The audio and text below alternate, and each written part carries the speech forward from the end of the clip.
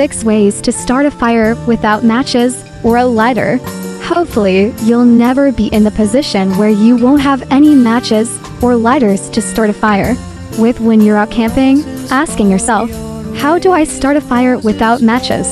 However, no matter how cautious you are about taking fire-making instruments with you, it's good to know more than one way to start a fire when you spend a lot of time in the great outdoors. For example, if you're caught in an unexpected thunderstorm, your matches might get wet, despite your best efforts to keep them in a waterproof container. Since anything can happen, be prepared for anything. Here are 6 ways you can start a fire without a match. 1. Always carry tinder with you, regardless of how you start your fire. Starting a fire from scratch is difficult enough even with matches. Without matches, it's even harder. To give yourself a head start on starting a fire, bring a tinder kit with you. A tinder kit should consist of material that is dry and easy to use in the creation of a fire. You can tease apart rope fiber into soft, thin threads. Cotton ball soap and Vaseline work especially well, and you can always buy tinder kits. If you're caught without any tinder material on you, or if what you have has gotten wet, look for cedar trees or birch trees. The bark of these trees can be shredded to create some quick tinder. Cattails also work as natural tinder material. 2. Start a fire without matches using flint and steel. One of the easiest match-free ways to start a fire is to use flint and steel. Flint and steel kits can be purchased relatively inexpensively and are easy to start a fire with if you have a tinder kit, especially if your tinder kit includes char cloth. Making a fire with flint and steel has 3 essential steps. First, you need to create a spark. Second, you need to catch that spark.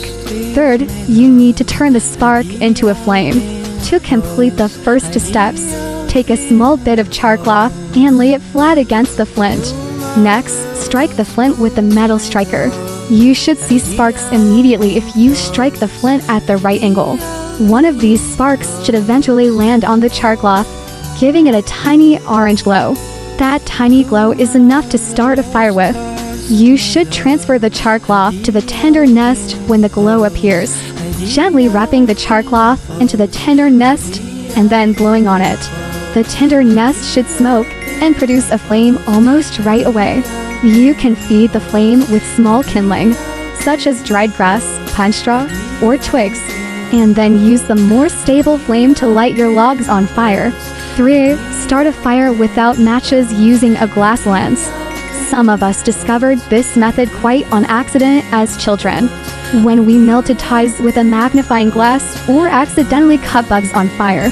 Hopefully, you won't be using your magnifying glass to torture bugs when you're on your next hiking trip. But if you have an unobstructed view of the sun, you can easily use the magnifying glass method to start a fire. A magnifying glass that rotates in and out of a vinyl case, as opposed to a magnifying glass with a handle, is ideal for traveling with. This method is very simple. Put your tinder nest on the ground or with your kindling. Then aim the beam of the sun at the tinder nest until it begins to smoke. When it starts smoking, gently blow on the tinder nest until you produce a flame. Using a magnifying glass to start a fire is easy, but it depends upon having a decent amount of sunlight. Since you can't always depend on the sun being out, it's good to have more methods on hand than just the magnifying glass. 4. Use an alternative to a glass lens. Besides using a glass lens to capture the rays of the sun and produce a fire, you can also use a water-filled balloon or a mirror to achieve the same effect. When using water inside a balloon, try to make the shape into a sphere. The more spherical the container is, the more effective it will be at focusing the rays of the sun. If you don't have a mirror on hand, you can polish the bottom of a soda barricade with toothpaste or chocolate and turn it into a mirror. By the way, if you use this last method, don't eat the chocolate after you've polished your aluminum can with it. The chocolate may contain toxic residue. 5. Use friction. One of the most famous ways to start a fire without a match is also one of the most difficult, using friction.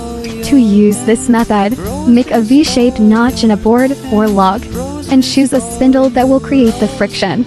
Rub the spindle between your hands as fast as you can, moving your hands up and down the spindle rapidly.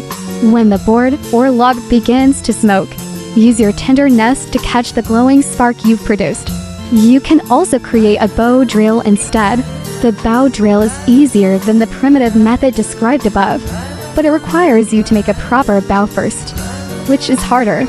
6. Creating a fire without a match when it's wet outside.